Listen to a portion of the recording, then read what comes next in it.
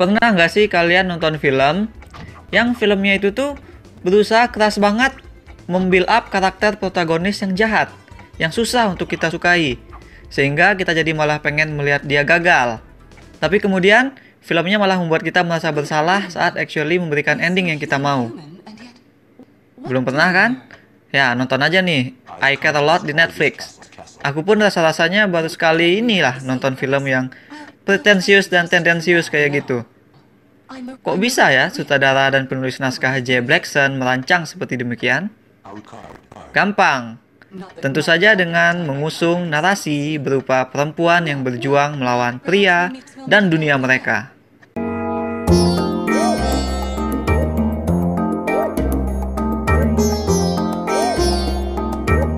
Protagonis I Care A Lot adalah perempuan bernama Marla Grayson.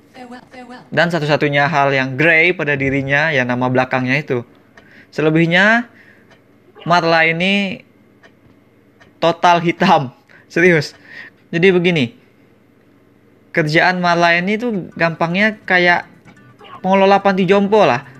Marla menjadi wali yang sah atas semua pasien di sana. Yang artinya Marla menguasai semua aset dan harta milik para lansia yang ia rawat di pantinya. Nah, kerjaan ngurusin manula itu kan sesungguhnya jelas-jelas jasa yang mulia. Kalau memang dilakukan ikhlas dan dilakukan dengan penuh cinta. Tapi si Marla ini, dia tuh nggak sedikit pun bersimpati sama lansia yang ia rawat. Marla tuh care a lot-nya yuk sama duit mereka doang. Film nggak malu-malu mempertontonkan niat busuk si Marla itu kepada kita. Adegan openingnya aja tuh kita udah diperlihatkan bagaimana si Marla memenangkan sengketa di pengadilan dengan cara yang nggak benar. Si Marla ini tuh sukses memisahkan seorang pria dari ibunya. Marla berlindung di balik teknis dan tentu saja berlindung di balik kartu feminis. Marla selalu nantang, Anda tuh pria, Anda berusaha menjatuhkan saya hanya karena saya perempuan. Gitu cara main si Marla untuk mendapatkan apa yang ia mau. Nah, si Marla ini tuh ceritanya dia bersekongkol dengan girlfriendnya. Ya, of course, karakter ini ditulis sebagai seorang lesbian. Jadi mereka tuh nyari dan menemukan mangsa baru. Ada seorang nenek yang hidup sebatang kara tanpa sanak saudara. Nenek ini tuh punya banyak rekening bank dan beragam harta benda lain lah. Mata-mata langsung hijau. Semua kerjaan si Marla begitu matang dan profesional. Supaya si nenek itu sah ia dijebloskan ke dalam penjara asuhannya. Marla yang merasa mendapat jackpot ternyata malah dirundung oleh masalah yang super besar dan super bahaya. Karena nenek yang mereka culik ternyata bagian dari organisasi mafia Rusia. Dan kini nyawa Marla dan ceweknya dalam bahaya. Nah, biasanya nih ya, cerita yang normal dan cerita yang lebih tradisional akan membuat si nenek itu sebagai bos dari mafia. Si nenek akan jadi antagonis bagi Marla. Dan Marla nanti akan menyadari kesalahannya. Dia akan menghadapi konsekuensi dan akhirnya berubah menjadi person yang lebih baik. Nah, namun I Care A Lot tentu saja tidak dipersembahkan sebagai cerita yang normal, apalagi yang tradisional. Film zaman sekarang tuh katanya ceritanya tuh harus sensasional dan kudu woke terhadap isu feminisme. Perempuan harus melawan pria dong, ya kan? Maka jadilah film I Care A Lot ini membuat si nenek itu ya sebagai ibu dari bos mafia. Nah, yang dihadapi Marla kini itu adalah si bos mafia yang bernama Roman. Jika kalian pikir Marla akan kesusahan karena lawannya mafia, maka kalian benar-benar tidak mengerti bagaimana film kekinian itu bekerja. Tokoh protagonis cewek ya harus dapat plot armor berupa kekuatan feminis. Protagonis cewek tuh nggak boleh kalah lawan cowok. Ya paling nggak imbang lah. Jadi mafia yang udah bertahun-tahun di dunia kriminal itu tuh bisa lah dibikin salah sekali dua kali. Mereka bisa lah dibikin gagal membunuh dua perempuan. Karena kan perempuan masa kini tuh punya determinasi yang lebih kuat daripada nafsu balas dendam para kriminal. Bisa lah diatur seperti itu ceritanya. Jadi film ini tahu persis dinamika gender zaman sekarang. Dan seperti tadi itulah yang dimainkan dengan maksimal oleh film supaya kita gregetan gitu. Meskipun teknisnya Marla ini sebagai anti-hero, tapi dia digambarkan lebih cocok sebagai penjahat. Gak ada hal baik yang kita suka dari dirinya. Motivasi Marla, uang. Tapi dia itu nggak miskin. Marla udah kaya raya banget. Gak ada lagi stek manusiawi yang emosional dari karakter ini. Film pure mengandalkan kepada cerita perjuangan cewek. Kita penonton lah yang otomatis harus peduli kepadanya. Karena kalau enggak, maka berarti kita nggak feminis, kita misoginis. Kita nggak ingin lihat perempuan sukses. Jadi semua itu diserahkan kepada kita gitu. Lucu memang, but actually disinilah letak keberhasilan film ini sebagai dark comedy. Film ini pun lantas membuat lebih susah lagi untuk kita peduli sama Marla, yakni dengan membuat karakter si nenek. Nenek itu kan udah lanjut usia, dia diculik, dia ditipu, dia dikurung against her will. Nah, simpati kita itu otomatis bakal langsung arah ke si nenek ini. Jadi konflik yang dikobarkan oleh film sesungguhnya langsung bermain ke kita. Kita ingin lihat feminis berhasil, tapi kita juga dibangun untuk benci banget sama protagonis yang mengusung nilai feminis itu gitu. Rosamund Pike didaulat untuk menghidupkan karakter Marla. Di sini aktris ini ditugasi untuk memastikan karakter yang dimainkan tersebut tampak semakin setan dan semakin unlikable lagi. Nah, kalau di wrestling ada superstar yang kebagian peran heel alias kebagian peran antagonis. Tugasnya tuh untuk dibenci oleh penonton. Mereka tuh harus dibu, kalau perlu tuh harus sampai dilemparin aqua minuman gitu. Karena salah satu penanda superstar heel yang berhasil ya dilihat dari betapa kerasnya penonton menghina dia, bagaimana kerasnya penonton membenci dia gitu. Kalau dia sampai di-cheer oleh penonton, berarti dia gagal sebagai karakter heel. Nah, Rosamund Pike dalam film ini tuh persis seperti superstar gulat yang lagi mainin karakter heel. Dan Pike sukses berat membuat karakternya menjadi dibenci. Serius, berkat tindakan dan aksi Marla, aku tuh jadi merasakan kebencian itu tuh menjalar lewat acting dan gesturnya gitu. Aku bahkan benci sama rambutnya. Aku enak ngelihat baju yang dia pakai yang sok rapi gitu. Aku pengen ngerampas vape dari jarinya terus menyumpalkan benda itu ke mulutnya yang songong. Nah, segitu suksesnya Pike memerankan karakter ini. Dan enggak, untuk sekali ini bukan sarkas.